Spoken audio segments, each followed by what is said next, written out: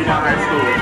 We have the indefatigable MP here, Honorable Boniface Abubakar, who also the Minister of State in charge of.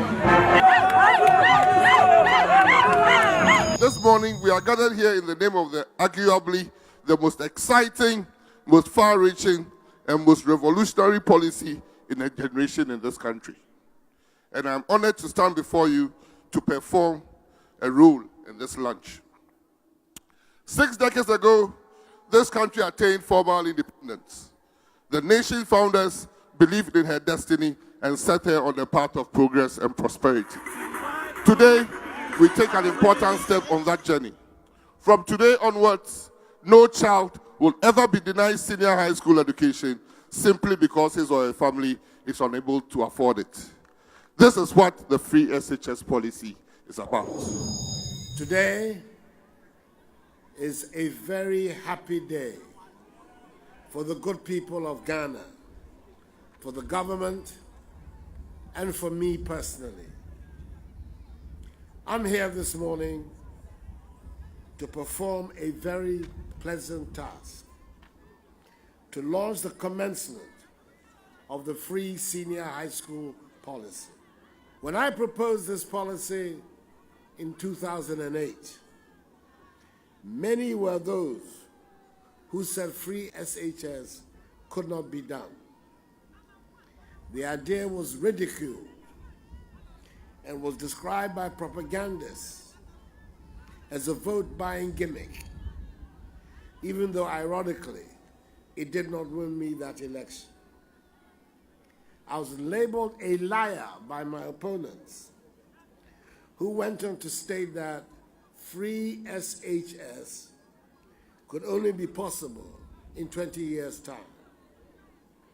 Nonetheless, the Ghanaian people were discerning and believed it was possible. The culmination of that belief inter alia resulted in the decisive victory won by the New Patriotic Party and my mother's self in the elections of 2016. I made the pledge of providing every Ghanaian child with access to senior high school because I know the privilege, the knowledge and talent are not for the rich and privileged alone, and that free education widens the gates of opportunities to every child, especially those whose talents are arrested because of poverty. Any country that aims to transform itself into a modern, productive player in the global marketplace must get its educational policies right. Over the last 4 years, an average of 100,000 BEC graduates who are placed in our public senior high schools each year do not take up their place. This means that in the next decade, about 1 million of our young men and women would have had their education terminated at junior high school. Such a situation is totally unacceptable, and I am determined to end it. This is why my government is today beginning the implementation of the free senior high school policy.